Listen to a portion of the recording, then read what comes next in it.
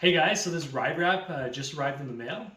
This is the fully tailored protection kit for Joanna's new 2022 Rocky Mountain Element. This video is not going to be a tutorial on how to do ride wrap.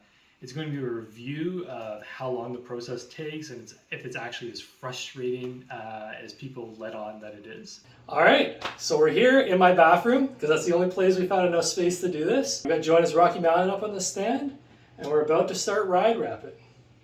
So here we go.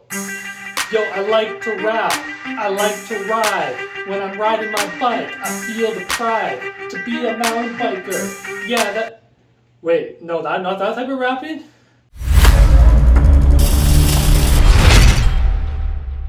All right, so we took the fork, chain, and wheels off. We're just gonna wipe the bike down, and then we're gonna start doing the other type of wrapping. This is like maple leaf here. It's really cool. How you doing? Hanging out down there, buddy? All right, so the frame is all wiped down in ethanol now, and the solution has been sprayed all over the wrap. I did not align this properly. 3mm spacing. So Joanna's about halfway done here. She's finished the rear triangle and she's just starting on the front triangle now. She keeps stressing herself out about getting little air bubbles in the seat stays apparently, but I really can't see them. I think when you're the one actually doing the process, you obviously are very aware of every little imperfection you create, but I think it looks really good so far, and I can't actually tell where the ride wrap starts or ends. All right, so the frame is all done now. She had to adjust the bike stand many times to get at different angles properly. You can see it's the nice gloss finish that she chose over her already gloss paint job. So, what you think? What you think? All right, so Joanna just finished completely wrapping the frame, and I just helped her reassemble the bike. She did a very nice job. I'm gonna try to show you a few little parts here. Like here, this is what it looks like, right where the wrap ends and the frame begins, as you can see there. It doesn't quite perfectly follow the contour of the circle, but I think that was more of an installation issue than the fit. And you can see like maybe there's some, if I can get this to focus, there's some little bubbles there. But overall, it looks really nice. It's the gloss wrap over the gloss frame. So now I'm just gonna have a talk with Joanna and see what she thought and how the whole experience went for her. So here we are. I'm wearing another set of clothes. So if you can't guess, this has been filmed over numerous days. You finally got finished the ride wrapping. How long did it take you in total? I'd say it took me about like 16 hours in total. So I did about 8 hours on Saturday and then maybe another 8 hours on Sunday and then finished. Okay, and I remember you were like looking up a lot of stuff beforehand, like how to do it all, just so you wouldn't waste time or do any like incorrect steps. So how long would that like pre-research period take? No, I would say it took me like, I only did research for maybe an hour and a half. Like I read some forums, some comments, and then also watched some videos on YouTube of people doing the ride wrap and their experience doing the ride wrap. So I don't think I spent any more than an hour and a half. Okay, so like 17 and a half hours total probably. Yeah, sure. So now we can see why those places that do it for you charge so much, eh? Yeah, well, it's a couple $100s to get people to do it for you. So if you wanted to save money, I guess this is the way. So would you do it again? Would you recommend this experience, or would you say just pay somebody to do it? I would say if you have time, like a whole weekend's full of time and some patience and kind of a good workspace where you can move around and you like working with your hands, then I would say it's worth it. If you're kind of tight on time and you just want to have a perfect job of ride wrap done, then yeah, maybe shell out I think it's like $300-400 to get someone to professionally do it for you. Yeah, because some people really enjoy working on their bikes. But yeah. Was this, compared to like other bike maintenance, was this more stressful or?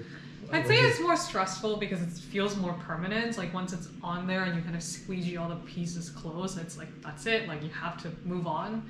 Even if, there's like one imperfection or one bubble, you could go back and fix it, but you kind of have to also just move on. Right, you're definitely a bit of a perfectionist. Yeah. I remember there was one point where something was really bothering you. Was it Did you have run into any issues or problems? I think there's something with the down tube. Yeah, so I found that the alignment was a little bit tricky.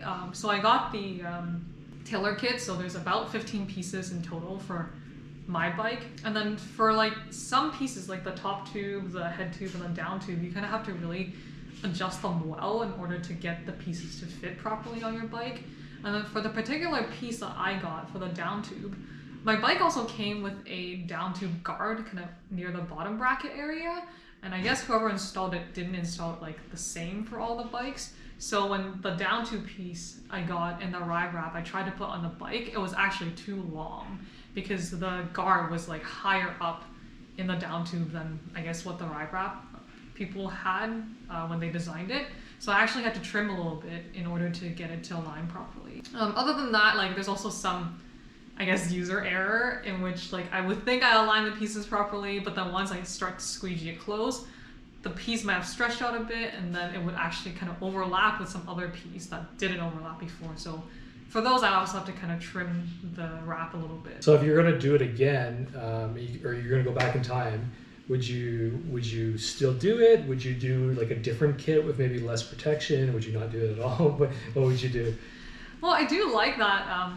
Now it feels like most of my bike is covered and it looks nice in terms of you can't really see the wrap when I did it.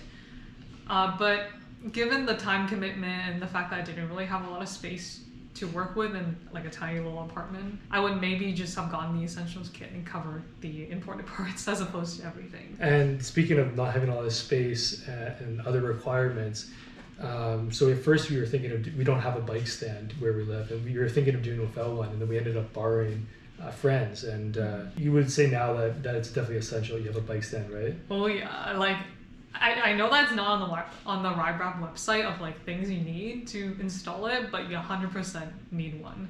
It would be really, really painful, you can imagine, if you have like your wheels disassembled, your fork gone, your bars gone. Like, can you imagine trying to do the down tube while your bike's frame is on the floor and you're trying to squeegee it close? Like, I think that would be impossible. You really need to have the bike elevated and then with a stand that you can rotate and move the bike in different positions in a fixed location that you can easily kind of work around it and work with it. So yeah, definitely need a bike stand. And yeah, so we took your fork, stem headset, and then your rear wheel and your chain off the bike. Would you say that's also essential? Is there anything else you would have rather was taken off too, or was that just perfect like that? Yeah, so I mean, this is all kind of like how easily do you want your ride wrap experience to go? Because I think ride wrap only recommends that you take off the wheels, the chain, and I think that's it. But I just find that with the fork off, and if you can get the frame as bare as possible, it will definitely make your ride wrap experience much more easy because you just have less stuff in the way and you don't have to kind of put your hand in weird positions and trying to squeegee it close. So, I mean, I guess it's not entirely necessary, but it will definitely make your experience less miserable if you can get the frame as bare as possible. All right, cool. Any last tips you want to give somebody who's thinking about ride wrapping or is already starting the process? Make sure you block yourself a nice chunk of time on the weekend. Maybe have a nice coffee, take lots of breaks in between because it is kind of a physically and mentally draining process. Put on some music, and I would also recommend, like I did about an hour and a half of research on like tips and tricks on how to align or install the ride wrap properly. I would definitely recommend that because I learned a lot of tips from other people that I wouldn't have known just from reading the ride wrap kind of manual that they give you. Like, for example, someone recommended that to seal the edges, you can like blow dry it or actually spray some isopropanol in order to get the edges to seal properly. That was very helpful.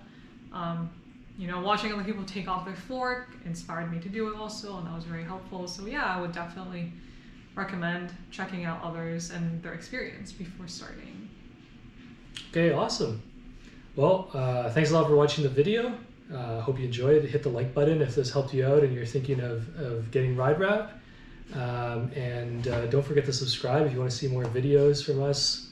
Riding season is going to be starting soon, and we both have new bikes for this season, so we'll be making lots of videos. Till then, cheers.